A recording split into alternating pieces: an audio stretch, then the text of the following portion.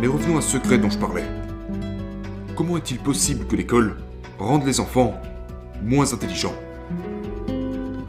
Le fait est que il existe bien plus qu'un seul type d'intelligence.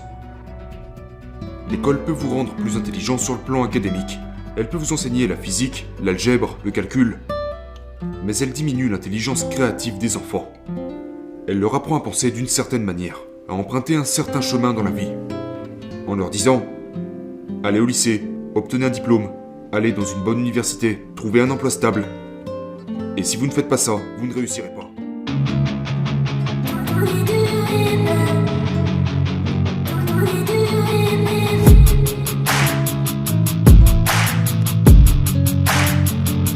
Je voudrais partager avec vous un grand secret. Et ce n'est pas un secret que beaucoup d'entre vous vont vouloir entendre.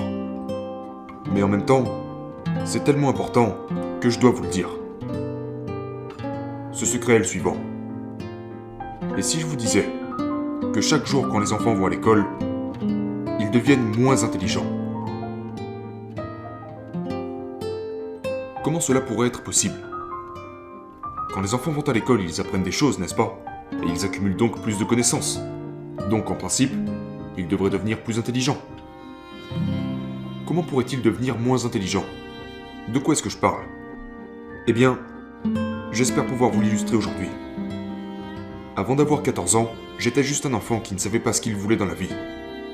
D'habitude, quand vous allez voir un enfant de 5 ou 6 ans et que vous lui demandez « Qu'est-ce que tu veux être quand tu seras plus grand ?» il va dire « Un astronaute ou un homme d'affaires. » Moi, je voulais être un joueur professionnel de Call of Duty. Et comme je n'avais aucune idée de ce que je voulais être quand je serais plus grand, j'ai juste écouté mes parents presque 100% du temps. J'avais confiance dans le fait qu'ils savaient ce qui était le mieux pour moi. Mes parents attendaient de moi ce que tout parent typique attend de son enfant. Aller à l'école, avoir de bonnes notes, sortir et faire de l'exercice, au moins une fois toutes les quelques années. Et j'essayais de faire tout ce qu'ils me demandaient, sauf que le problème était que je n'étais même pas si bon que ça à l'école. J'étais nul en sciences, j'étais incapable d'écrire un essai de 5 paragraphes même si ma vie en dépendait, et encore aujourd'hui, je pense que je suis le seul enfant asiatique au monde qui ne comprend pas les maths. Je le pense vraiment. Mais quand j'ai eu 14 ans, tout a changé. Je ne me déplaçais plus à la manière d'une montgolfière flottant dans l'espace, mais plutôt à la manière d'un jet supersonique volant vers sa destination à 50 000 km/h. Ce changement a commencé lorsque j'ai reçu un message dans ma boîte mail. C'était une invitation, non pas à une fête d'anniversaire, je n'en ai jamais reçu, ni à une fête, mais à une compétition de business plan à Boston. Et j'étais curieux.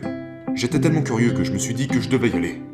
Donc le directeur du programme nous a expliqué que pendant 5 mois, nous devions former une équipe, développer une idée d'entreprise et présenter cette idée à un panel de juges qui nous jugerait sur la qualité de nos costumes et sur la qualité de nos idées commerciales. Et pour faire court, au cours de ces 5 mois, j'ai formé une équipe, développé une idée, et nous avons fini par gagner cette compétition et ramener un chèque à la maison. Et cet événement a stimulé mon intérêt pour participer à de plus en plus de ces compétitions. Et au cours des 2 années qui ont suivi, j'ai participé à des dizaines et des dizaines de ces compétitions, et je les gagnais presque toutes. Et j'ai réalisé que j'aimais tellement y participer, pas seulement parce que j'aimais les gagner, mais aussi parce que je commençais à développer une passion. Une passion reliée au fait de créer des choses.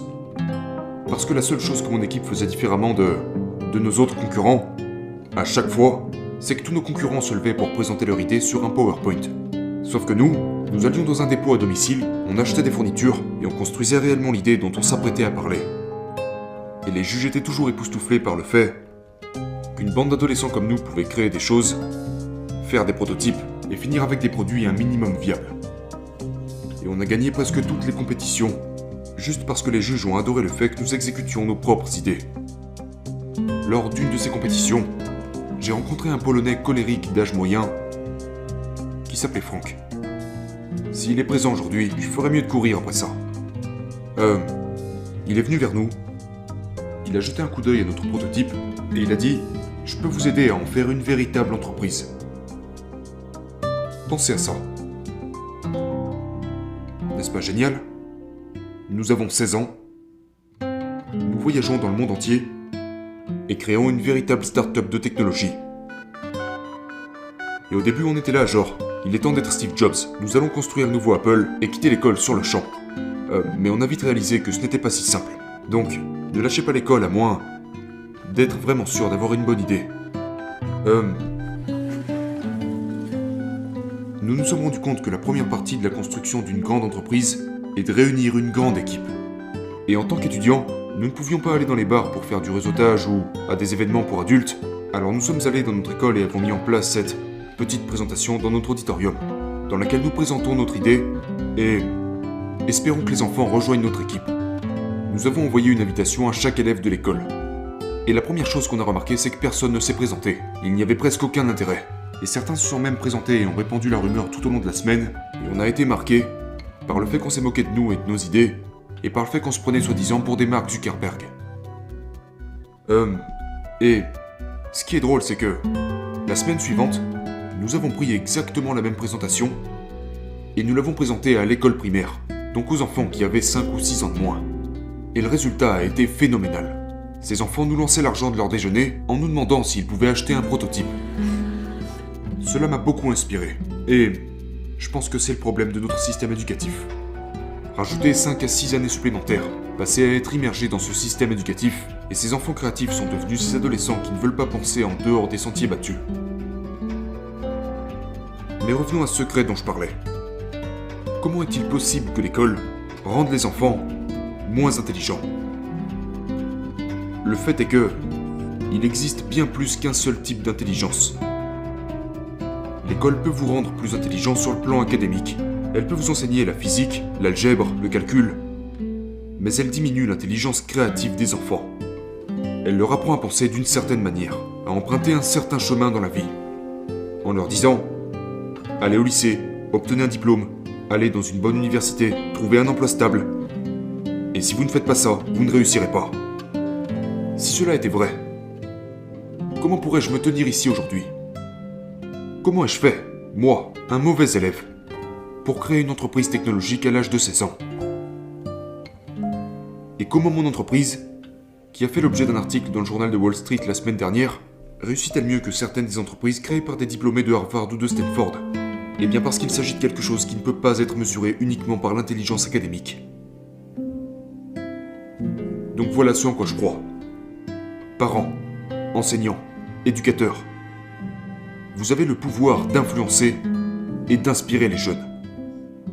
Le fait est qu'il y a actuellement beaucoup trop de personnes qui sont obsédées par le fait de dire aux enfants d'aller à l'université, de trouver un bon emploi et de réussir.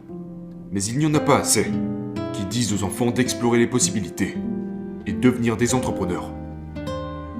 Et s'il y a un message que je veux faire passer aux parents, aux enfants et à vous tous, que je veux que vous gardiez à l'esprit après ce discours, c'est que vous pouvez ouvrir vos propres portes. Que vous pouvez vous éloigner de cette voie conventionnelle, limitée et étroite sur laquelle l'éducation nous place. Vous pouvez vous écarter et créer votre propre avenir. Et créer vos propres entreprises et lancer vos propres organisations à but non lucratif. Vous pouvez créer, vous pouvez innover. Et s'il y a un message que je veux que vous reteniez de tout ce que je viens de dire, c'est celui-ci. Personne n'a jamais changé le monde en faisant ce que le monde lui a dit de faire. Merci.